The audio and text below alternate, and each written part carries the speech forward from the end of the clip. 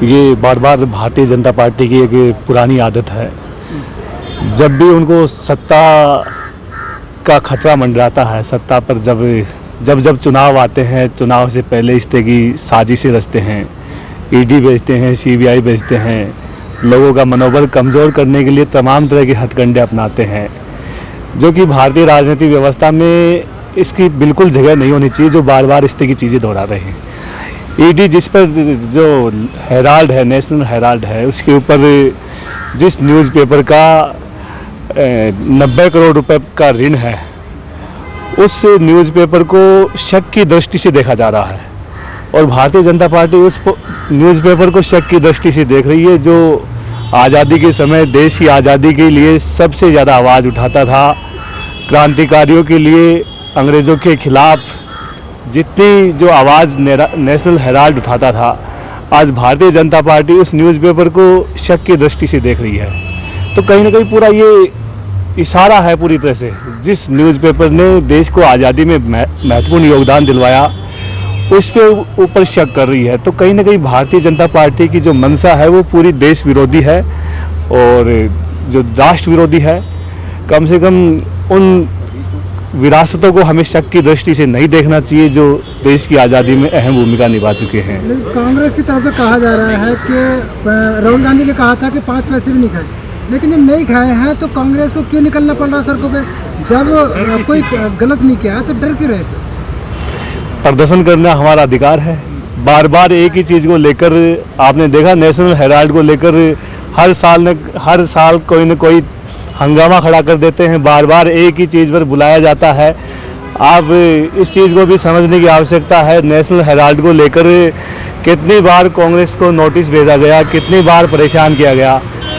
तो ये अकेली न्याय व्यवस्था नहीं कर रही है, न्याय व्यवस्था के ऊपर दबाव बनाया जा रहा है। कांग्रेस विपक्ष की भूमिका निभाने में नाकाम दिखाई देती। कैसे नाकाम दिखाई देती? तो बीजेपी क्यों बार बार हमारे को नोटिस भेजती? इस बात का पूरा पुरजोर हम दावे से कह सकते हैं। बीजेपी की यदि विपक्ष में यदि हम आवाज़ उठा रहे हैं, विपक्ष के मजबूती से आवाज़ रख रहे हैं, इसलिए बीजेपी डर के मारे बार बार इस तरह के हथकंडों का इस्तेमाल कर रही है। तो ये कहना तो गलत हुआ कि बीजेपी जो है, हम विपक्ष की भूमिका नहीं निभा रहे हैं, बीजेपी मनचाही जो कुछ है वो कर रही है। तो हम पूरी तरह से इस बात का खंडन करते हैं, क्योंकि हमने हर जगह मजबूती से बात रखी है। इसलिए बार बार बीजेपी तमाम तरह के इशू, तमाम तरह के नोटिस, तमाम तरह की सीबीआई, ईडी, इनके चंगुल में फंसाने के लिए तमाम तरह के हथकंडे अपना रही है। नहीं तो फिर क्यों डर रहे हैं?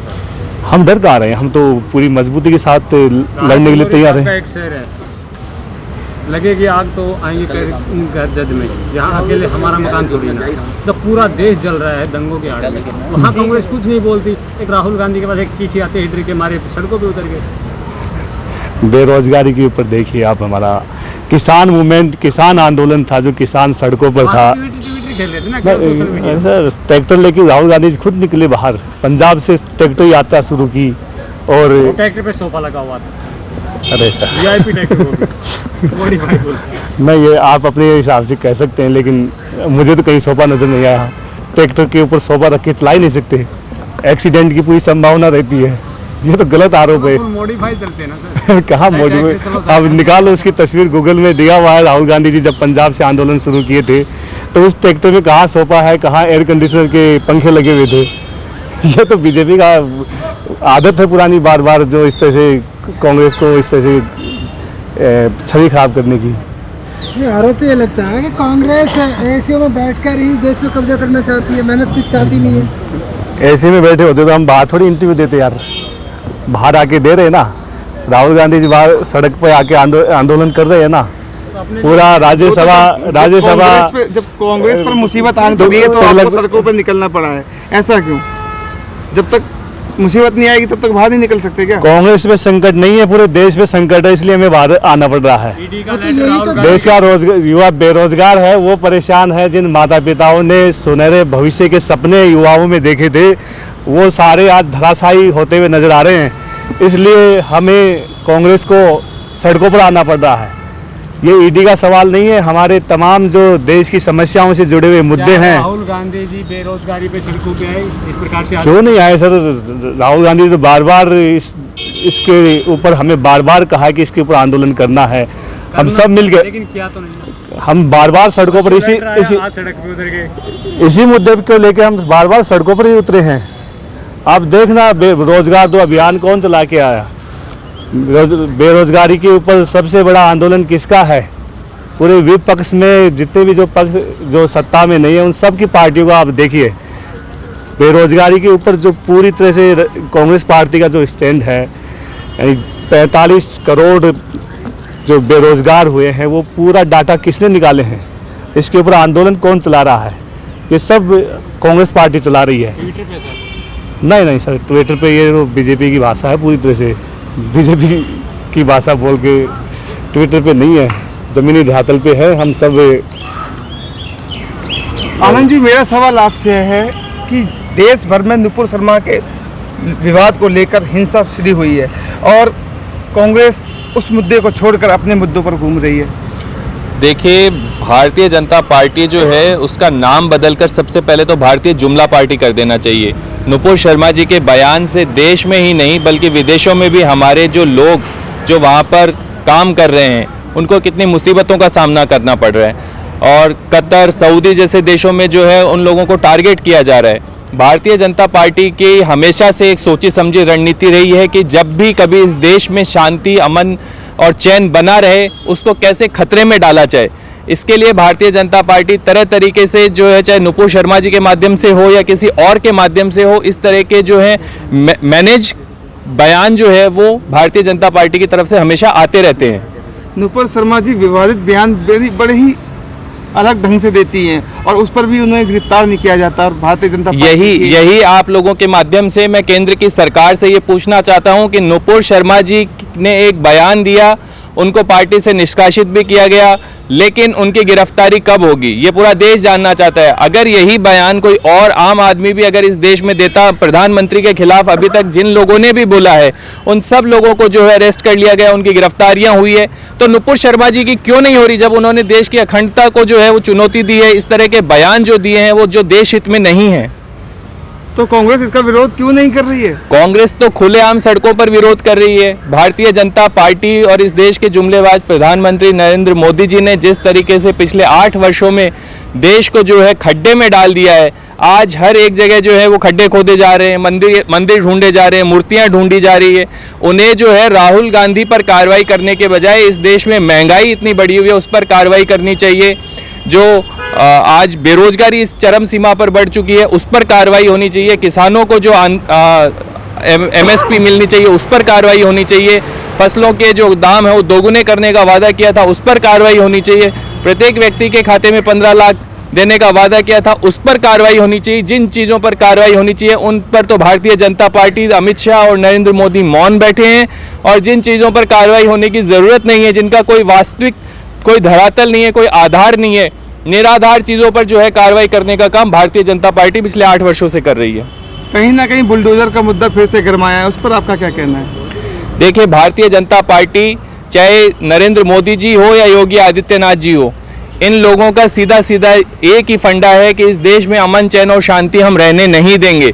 कांग्रेस जिसने आज़ादी की लड़ाई लड़ी, इस देश में जो है अमन, चैन और शांति पैदा करने का काम किया, सब लोगों को, सारी जातियों को, सारी बिरादरी के लोगों को, सारे राज्यों के लोगों को एक साथ एक प्लेटफॉर्म पे लाकर पूरे देश का संपूर्ण विकास करने का काम अगर किसी ने किया तो वो कांग्रेस पार्टी ने किया। और भारतीय जनता पार्टी की जहाँ जहाँ भी सरकारें हैं, जिन जिन राज्यों में सरकारें हैं वहाँ पर तनावपूर्ण स्थितियाँ बनी हुई है।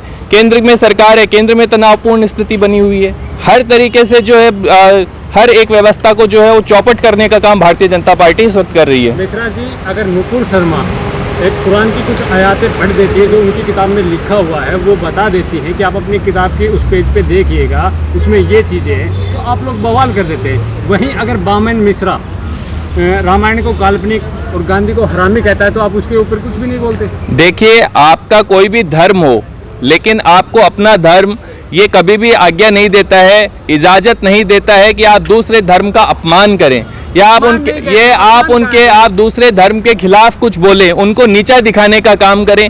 आप हिंदू हैं, ठीक है, मैं भी हिंदू हूं, लेकिन हिंदू धर्म में कहीं भी ये इजाजत नहीं है, ये आज्ञा नहीं दी है कि आप जो है इस्लाम का, सिख का, ईसाईयत का कहीं भी अपमान करें या उनके धर्म के खिलाफ कुछ बोले। आप अपने धर्म का, कौन से धर्म में ये लिखा हुआ आप किसी के ऊपर फतवे जारी कर दो, करोड़ों के इनाम रख दो, रेप करने की धमकी दो?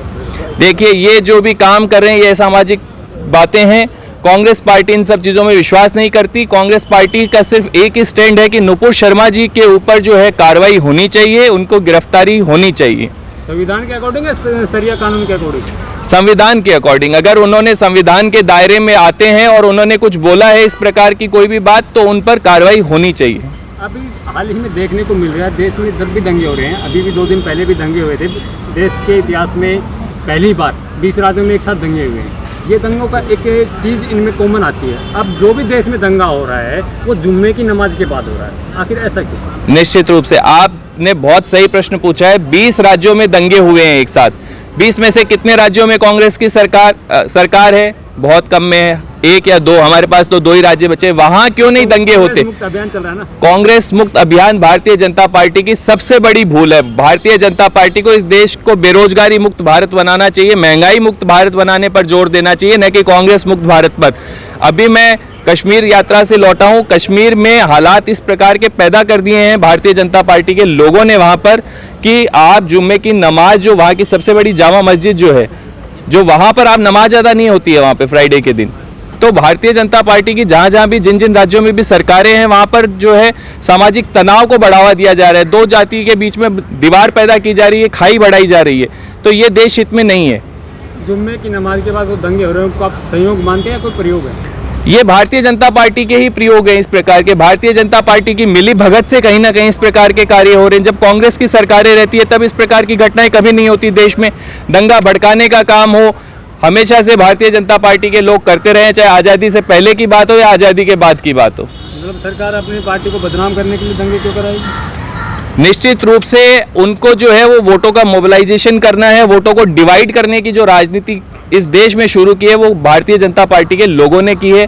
भारतीय जनता पार्टी हमेशा 2 जाति, चाहे हिंदू और मुस्लिम हो, सिख हो, आपस में ये लोग कभी नहीं चाहते कि इस देश के सारे लोग यूनाइट होकर इस देश में एक रहें। ये चाहते हैं कि हर एक जाति अपने आप में बटी रहे और जिसका फायदा इनको चुनाव में मिलता रहे। अच्छा, यूपी में प्रोटेस्ट के बाद बाबा का बुलडोजर शुरू हो गया, क्या कहेंगे? देखिए योगी आदित्यनाथ जी को यूपी के विकास पर ध्यान देना चाहिए, न कि बुलडोजर पर। आज यूपी के हालात कितने खराब हैं ये हम किसी से छुपे हुए नहीं है। दंगों के नाम पे आप किसी को भी अरेस्ट कर रहे हैं, किसी की संपत्तियों को जब्त कर रहे हैं, कुर्क कर रहे हैं, ये चीज़ें संविधान का पार्ट नहीं है। संविधान ये है कि उत्तर प्रदेश को कैसे उत्तम प्रदेश बनाया जाए, उस पर बाबा जी को काम करना चाहिए। जिस तरीके से वो दंगा करते हैं तो ऐसे लोगों के खिलाफ कार्रवाई नहीं होनी चाहिए। देखिए कार्रवाई तो उन लोगों के खिलाफ भी होनी चाहिए उत्तर प्रदेश में जो ये कहते हैं कि हम 500 रुपए पेट्रोल हो जाएगा तो भी हम हिंदुत्व को बचाने के लिए खरीदेंगे। तो उन लोगों पर बाबा जी कार्रवाई क्यों नहीं कर रहे हैं उत्तर प्रदेश में? मैं आप लोगों के माध्यम से ये पूछना चाहता हूँ। वो दंगे थोड़ी ना कर रहे हैं। वो दंगे नहीं कर रहे तो वो क्या कर रहे हैं? वो भड़का रहे हैं लोगों के बीच में। सहयोग कर रहे हैं। वो हिंदू राष्ट्र के नाम पर हिंदू राष्ट्र के नाम पर लोगों को भड़काने का काम करना भी संविधान के विरुद्ध है। उन पर कार्रवाई क्यों नहीं कर रहे योगी आदित्यनाथ जी? अगर दंगाइयों पे बुलडोजर चलता है, कोई भी किसी भी धर्म का दंगाई हो, अगर दंगाई के घर पे बुलडोजर चलता है तो कांग्रेस को दिक्कत क्या है? कांग्रेस को कभी कोई दिक्कत नहीं है। कांग्रेस तो ये चाहती है कि जो दोषी है उस पर कार्रवाई होनी चाहिए, लेकिन निर्दोष लोगों को दोषी बनाकर उन पर कार्रवाई करना गलत है। निर्दोष लोगों को आपको कैसे पता नहीं? वो तो कानून कार्रवाई करेगा ना। तो कानूनी कार्रवाई जो है वो निष्पक्ष होनी चाहिए। उसमें अगर पक्षपात हो रहा है, सरकार का इंटरफेरेंस है, जानबूझकर किसी धर्म विशेष के लोगों को फंसाए जाने का काम अगर किया जा रहा है तो वो संविधान विरोधी है। तो आपको लगता है धर्म विशेष को टारगेट किया जा रहा है बुलडोजर के माध्यम से? निश्चित रूप से कहीं ना कहीं योगी आदित्यनाथ जी एक संप्रदाय विशेष से आते हैं। उनको पूरे उत्तर प्रदेश के तमाम जाति और धर्म के लोगों को अपना मानना चाहिए और सब लोगों के विकास की बात करनी चाहिए, न कि एक समुदाय विशेष के लोगों को टारगेट कर उन पर कार्रवाई करनी चाहिए। लेकिन वो तो कहते हैं कि 0 टॉलरेंस की नीति के तहत हम काम कर रहे हैं। ये बहुत अच्छी बात है, उनकी 0 टॉलरेंस होना चाहिए, लेकिन सरकार को अपना काम निष्पक्ष तरीके से करना चाहिए, उसमें पक्षपात नहीं होना चाहिए। अगर पक्षपात होगा तो आम आदमी का जो विश्वास है वो प्रशासन से उठ जाएगा, सरकार से उठ जाएगा। आपको क्यों लगता है कि योगी के जीरो टॉलरेंस की नीति के तहत काम नहीं कर रहे हैं? अगर वो जीरो टॉलरेंस के नीति पर काम करते तो शायद यूपी में इतनी घटनाएं नहीं होती। आज आप देखिए महिला उत्पीड़न की स्थिति क्या है, वहाँ पर महिलाएं सुरक्षित नहीं है। सब कह रहे हैं कि योगी राज में राम राज आ गया है। देखिए राम राज्य तो कुछ नहीं है। पिछले 4 राज्यों के जब चुनाव हुए थे तो 41% लोगों ने इनको वोट दिए थे और देश के 59% लोगों ने इनको नकारा था। इस देश में स्पष्ट बहुमत से सरकार आ गई है। स्पष्ट बहुमत से सरकार आना और सरकार बनना ये एक लोकतंत्र की प्रक्रिया है, लेकिन हमें ये नहीं भूलना चाहिए कि 59% लोगों ने इन लोगों को सत्ता से बाहर का रास्ता दिखाया है। 41% लोगों ने ही इन्हें चुना है। तो अगर इन्हें सत्ता मिली है तो उसका दुरुपयोग नहीं होना चाहिए किसी भी स्थिति में, बल्कि इनको राज्य के विकास के लिए और राष्ट्र हित में काम करना चाहिए। मिश्रा जी, नुपुर शर्मा ने जो भी बयान दिया, चलो मान लेते हैं उन्होंने गलत कहा, तो संविधान के अकॉर्डिंग उन पर कार्रवाई होनी चाहिए। लेकिन जो लोग ये भड़काऊ बयान अब दे रहे हैं, जैसे नवाब सतपाल वगैरह अपने आप को तथाकथित एक भीमसेना का अध्यक्ष बताते हैं, वो कह रहे हैं कि नुपुर शर्मा की जीभ काटने वाले को 1 करोड़ रुपए इनाम देंगे, उससे मुजरा करवाएंगे। ये कहाँ तक है? कार्रवाई उन पर भी होनी चाहिए। निश्चित रूप से होनी चाहिए। मैं तो एक ही बात कह रहा हूं कि संविधान के विरोध में जो भी व्यक्ति काम करे, चाहे वो किसी भी दल का क्यों ना हो, चाहे वो भारतीय जनता पार्टी का हो, कांग्रेस का हो या किसी अन्य दल का हो, इस देश में संविधान से बढ़कर कुछ नहीं है। इस देश की राष्ट्रीय एकता से बढ़कर कुछ नहीं है। उसको खतरे में डालने के लिए जो भी काम करेगा, हम उसके विरुद्ध निश्चित रूप से, कांग्रेस पार्टी कभी उसके साथ नहीं है। हम चाहते हैं उन तमाम लोगों पर जो है वो कार्रवाई हो। कांग्रेस हमेशा खड़ी होती है और छोटे बड़े मुद्दे पर राष्ट्रीय मीडिया उसको दिखाती नहीं। और मैं आप छोटे चैनल को कहना चाहता हूँ, आप राष्ट्रीय मीडिया की तरह मत बात कीजिए। आपको तो कम से कम निष्पक्षता से बात करनी चाहिए। कांग्रेस पार्टी हमेशा हर मुद्दे पर खड़ी रहती है जनता के साथ। अगर हम सड़कों पर भी, संसद में भी दिखाते, तो अगर हम आपकी आवाज़ को जनता तक ले जा रहे हैं तो हम नेशनल मीडिया वाली बात तो कर ही नहीं रहे ना। बिल्कुल, लेकिन थोड़ा आपका सवाल आप उन भाइयों से कर रहे थे, वो उनकी भाषा आप बोलते हो, तो ये ठीक नहीं लगा मेरे को। देश में जो बातें चल रही हैं उन पर बोलना कोई गलत बात नहीं होती। मैं सवाल वही करेंगे हम, लेकिन जो देश में चल रहा है। लेकिन किसान आंदोलन में आपने देखा दीपेंद्र हुड्डा जी हमारे हरियाणा से कितना बढ़िया स्पीच उन्होंने दिया, उनका जवाब किसी के पास नहीं था। संसद में भी, सड़क पर भी, हम भी हर लड़ाई लड़ रहा है कांग्रेस का, हर कार्यकर्ता लड़ाई लड़ रहा है। देश में तमाम ऐसी अराजकताएं फैलाई जा रही हैं कि देश हिंदू राष्ट्र बनेगा और विश्व गुरु की ओर अग्रसर हो रहा है। उस पर आप क्या बोलेंगे? ये सब सत्ता पक्ष की चालें हैं। और किनकी चालें हैं? सत्ता पक्ष की। सत्ता पक्ष में किसकी चालें हैं? आपको नहीं पता बीजेपी क्या विचारधारा है? ये आप बताइए ना। ये उनकी वो हैं।